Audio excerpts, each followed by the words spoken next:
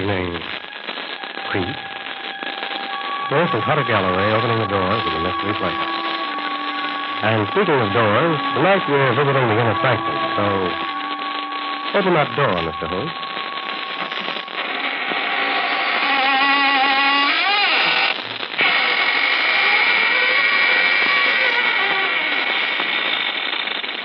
Good evening, friends of the inner sanctum. This is your host opening the squeaking door for another session of the AGGMS, the Association of Ghouls, Ghosts, and Midnight Spirits. Oh, may I see your membership card as you enter, please? But, oh, no, it's not a printed card. All you have to do is show me your wrist. If there's any blood pulsing in your arteries, then you don't belong here tonight. Better come back and try some other time. After you've passed your mortuary test.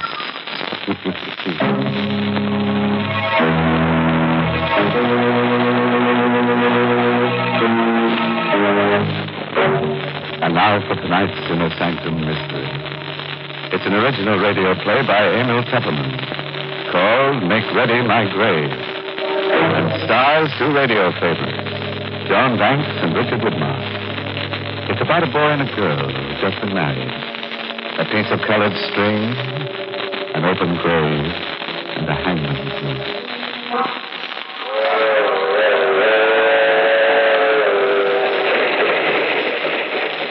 That train is the Southeast Limited. See it? Long, sleek, and powerful. Taking off the miles on a humming rail. A masterpiece of 20th century mechanical perfection. Nothing about it to suggest lurking hate, or fear, or superstition, or death. But let's take a look into compartment A, car 17. John and Betty Loomis, just married, are going for their honeymoon to John's ancestral estate. John, I'm so happy. How soon do we get to Lewisville? In about an hour, Betty. Just think, I married into one of the oldest families in the state. I hope you'll be very happy, darling. Oh, I will. You do love me, don't you, John? Of course I do, baby. I'll always love you. Always. No matter what happens. What do you mean, no matter what happens? What could happen? Sam, something's bothering you. No, it's nothing at all. You're hiding something. There's something you haven't told me. It's nothing, Betty. It's nothing to worry about. You don't want to tell me? No, not now. Maybe later. How are you playing with that piece of yellow string? What? You've been playing with it ever since we came onto the train. Gosh, I never noticed. I watched you. You've been tying a knot in it. A knot? Good Lord. I must have tied it without knowing what I was doing. You've tied it into a noose. A hangman's noose. I don't know how I came to make it or where I picked it up. Well, it's only a piece of string. Yes, it's only a piece of string. Betty. What is it, John? Here, take this. A gun? Take it. But why? If I should ever try to strangle you, please listen to me. If I should ever try to strangle you, promise me to use that gun on me. What are you talking about? Lewisville, next stop. Oh, Next stop, Lewisville. This is where we get it. John, what's this all about? That piece of yellow string and now this gun. Put it away, Betty, and remember what I said. Don't ever forget it.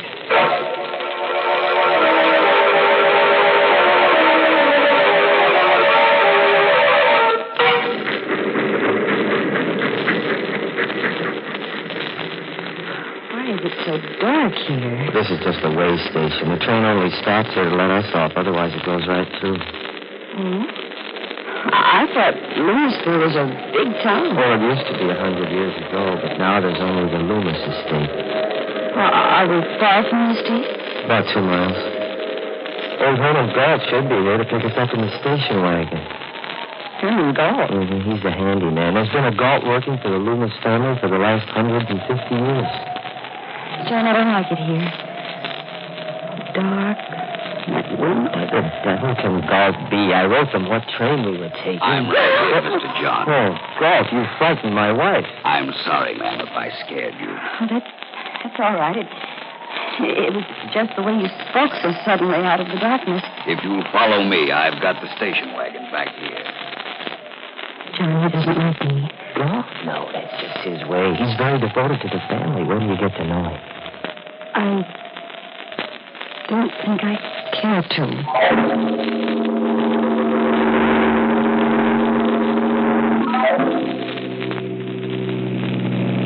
Johnny, he's driving too fast. It's so dark. Don't worry, Betty. Galt knows this road like the back of his hand. He'll be there in a few minutes. I'm frightened. Johnny, please, tell me why you gave me the gun. No, I can't tell you now, Betty. Maybe after you meet Uncle Everett. John. What? What's that in your hand? What? Oh. Another piece of string. A red one this time. What? I must have picked it up in here, off the seat. You've knotted it into another hangman's noose. Galt, Yes, Mr. John. this piece of red string, did you put it here? No, sir. Then how did it get here? You ought to know. Yes. Yes, I ought to know. God, why are you stopping here? We're home, ma'am. This is the entrance to the Loomis estate. I've got to get out and open the gate. I'll be right back. Betty, I've got to get out, too. I've got to see for myself. See what, You John? stay here, Betty. Stay right where you are. Wait a minute, I'm coming too. Get back in the car. Mr. John is right, ma'am. You shouldn't go with him. Take care of her, Galt. I won't be long. Thought where's he going? That is the Loomis family cemetery. What does he want to see in there in the middle of the night? He'll tell you himself, ma'am, in due time. No, I'm going to find out right now. Better not, ma'am. Better come. John, wait for me. Betty, I told you to... I'm going with you. I want to know what there is in that cemetery. back in that car. I'm your wife now. I have a right to know what this is all about. I'm going with you. All right, if that's the way you feel about it. But hold on to that gun I gave you. Keep it in your hand all the time. John, why? You'll find out soon enough. This is the gate of the family cemetery. All the Loomises and their wives are buried here. It's so shadowy. Like tombstones look like ghosts. Oh, my hand, John. Oh. Just hold on to that gun. John, whose grave is this with the high tombstone? My great-grandfather's. Stuart Loomis. He founded the Loomis estate. This is my grandfather's grave. His wife. Here's my father. My mother. And that's all. That should be all. What do you mean? Come over here. This is what I came to see. This is what I've been afraid of. John, it's an open grave. Freshly dug. Yes, Betty. It was just dug tonight. Who is it for? Betty, darling. I'm afraid it's for you.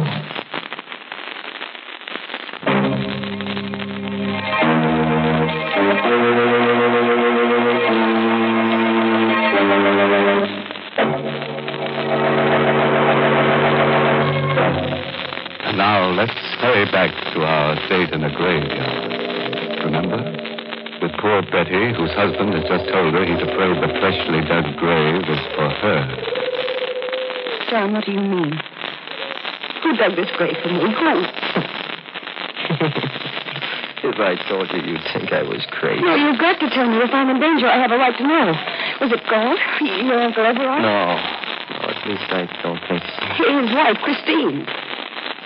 Betty, do you believe that a ghost could dig a grave? Ghost. Excuse me now. I'm in danger from a ghost. Oh, I told you you'd think I was crazy. John, what? Why are you looking at me like that? I don't know. Betty, you got that gun with you? No. I left it in the car. What good would a gun be against a ghost?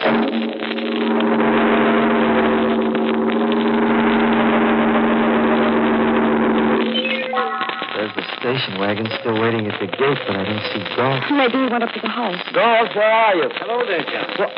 What's up? Uncle Everard, what happened to Golf? He came up to the house.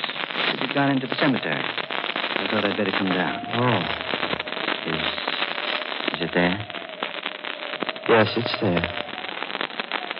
A freshly dug grave. Uncle Everard, this is my wife, Betty. How are you, Betty? Hello. You saw the grave too, Betty? Yes, and John says he thinks it's for me. I'm afraid I don't understand all You this. haven't told her anything yet, John? Well, just a little. I couldn't bring myself to. I think it's time you did.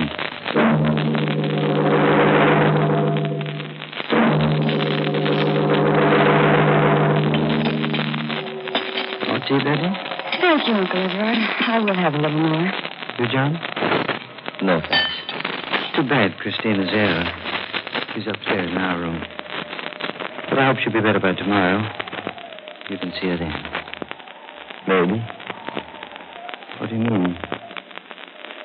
That grave out there.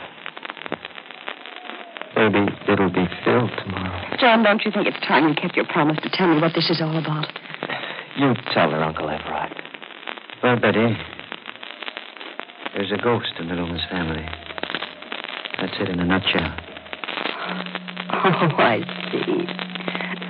And it was a ghost who dug that grave. I know it sounds mad. But after 150 years, we Loomises have come to the conviction that it can't be anything but a ghost. 150 years? You mean... John's great-grandfather, Stuart Loomis, settled this strip of seacoast under a patent from the colonial governor. There's his picture over the fireplace. He doesn't look much like you, John. Stuart Loomis was a hard man. There was a French privateer in these waters who made a lot of trouble in those days. Gaston Leroux, who sailed the seas with his wife, Antoinette. But what has a French pirate and his wife to do with that grave? Stuart Loomis captured Leroux and his wife, and under the authority conferred upon him by the governor, had the power to hang them. You mean the women, too? Yes. He hanged them both on a gibbet where our family cemetery now stands. Oh, how terrible. Before he died, Gaston Leroux laid a curse on the Loomis family. He swore that just as his wife was hanged, so would all the Loomis women die. He swore that he would come back and dig a grave for the wife of a Loomis in every generation, and furnish the noose by which a Loomis would strangle his own wife. But that's incredible. A short while afterward, a fresh grave was found beside the gibbet where Leroux had been hung. That night, Stuart Loomis's wife, John's great-grandmother, was found hanging by the neck from the eaves of this very house. And Stuart Loomis? I told you Stuart Loomis was a hard man and had made many enemies. There were many who hated him deeply and bitterly. He was arrested and tried for the murder of his wife. Convicted and executed. Now you know the secret of the Loomis family. But, John, that still doesn't prove there's a ghost. No, that one incident doesn't prove it. But it happened again when the next Loomis married, John's grandfather. And to the next Loomis, John's father. Sometimes a year after he married, sometimes 5 years. But the curse never fails. It's happened in every generation? Yes. And now, John Loomis has brought a new wife home. There's a freshly dug grave waiting in the family cemetery. And I'm next. I don't know, Betty. Maybe that grave isn't for you. What? Maybe it's for Christine. For my wife. This is all ridiculous. A ghost couldn't dig a grave, make John strangle me to death. Uncle Everard, you can't believe such a legend. It can't be true. Maybe not, my dear. But the graves of the strangled Loomis women are out there to prove it.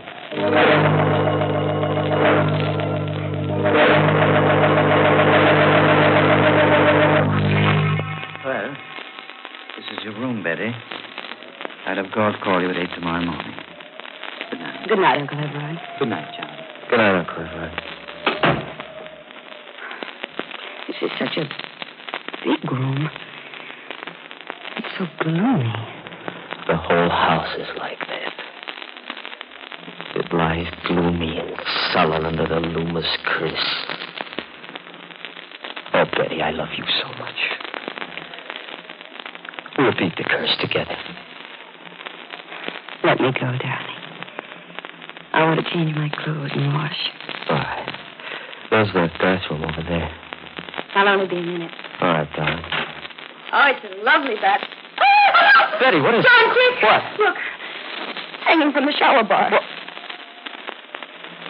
A hangman's noose. It's a real one this time. A rope. Ready to hang someone. Who put it there? It's the Loomis curse. We can't get away from it. No ghost could have hung that rope there. Let's call Uncle Everard. All right. Have you got the gun with you? No, it's in my handbag. Get it. But Get it, I say. All right, John. Here, I got it. All right, now keep it with you all the time. And don't be afraid to use it. On me, if necessary. All right, let's get your uncle. This is his room. I wonder if I ought to wake him. It might upset Aunt Christine. She's sick. We've got to wake him. Better knock harder.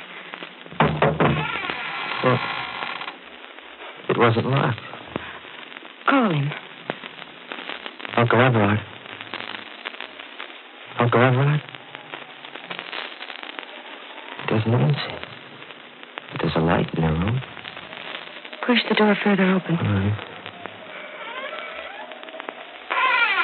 Well, there's nobody in the room. The bed's empty. Uncle Everard? Aunt Christine.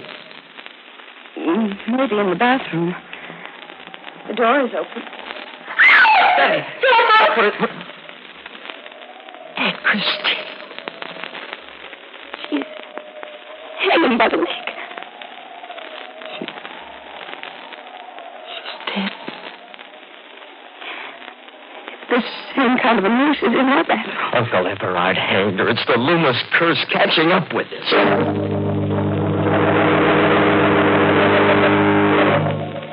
No gold, any trace of Uncle Everard? I searched the whole house, basement to attic, not a sign of He him. must have gone out. Come along. But it's raining. We've got to find him, Betty. Come on.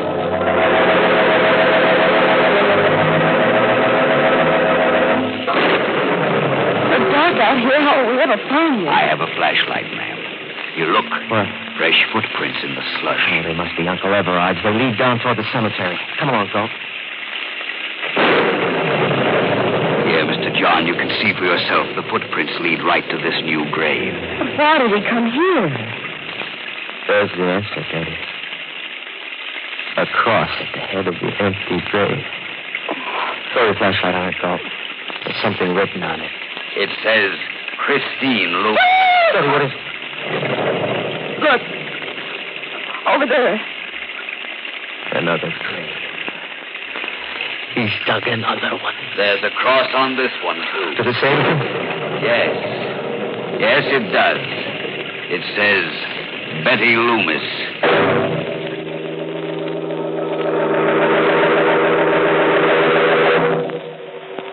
John, sit close to me. That portrait of Stuart Loomis over the fireplace looks so real. It frightens me. Now, remember, Betty, whatever happens, hold on to that gun, and don't be afraid to use it tonight. Where's Gold? He ought to be here soon. He wants to look for some weapons. Here I am, Mr. John.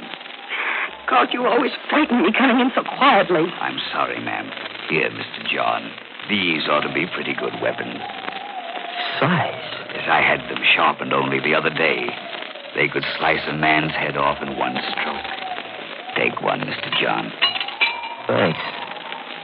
But I'd hate to use it on Uncle Everard. If he shows up tonight, you'd better use it. Maybe he's come back into the house through the back way. I'll go through the house again if you'd like. This time I'll start with the attic. Be careful, Galt. I will.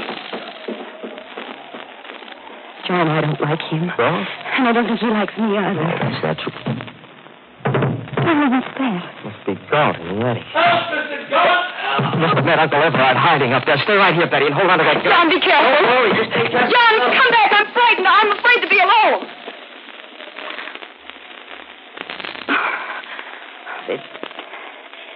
There's nothing to be afraid of. I have this gun. And if anybody comes, the lights. The lights went out. Who's there? Who's in this room? Don't come any closer. I have a gun and I'll shoot. I can't see you, but I'll shoot at the sound. John! Help! Around my neck. Let go. I'll shoot. It's not loaded. I took the bullets out when you left it in the car. Galt. Yes, ma'am, it's Galt. Mr. John is busy up there in the attic with the body of Mr. Everard.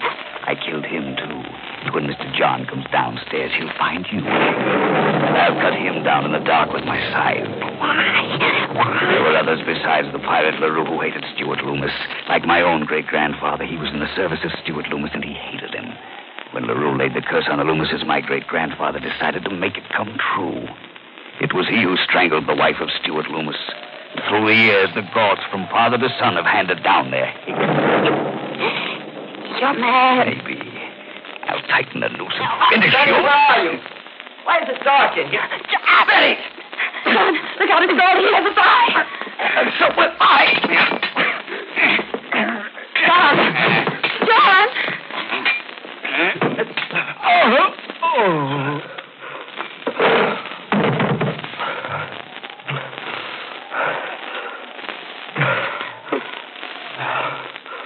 Who is it? Well, Here, John, dear. Oh, darling. we finished forever with the Loomis curse.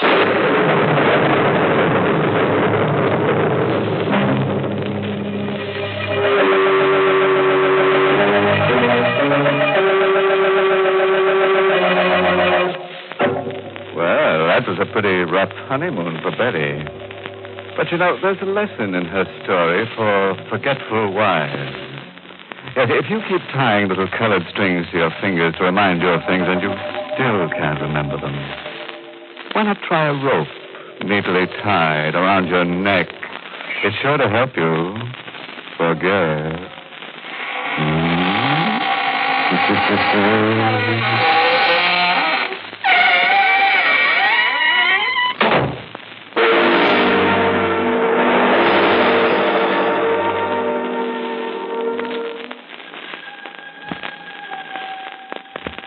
Thank you, Mr. Host, for a very enjoyable performance in our mystery theater. Host of Hutter Galloway reminded me to sleep tight. Good night. This is the Armed Forces Radio Service.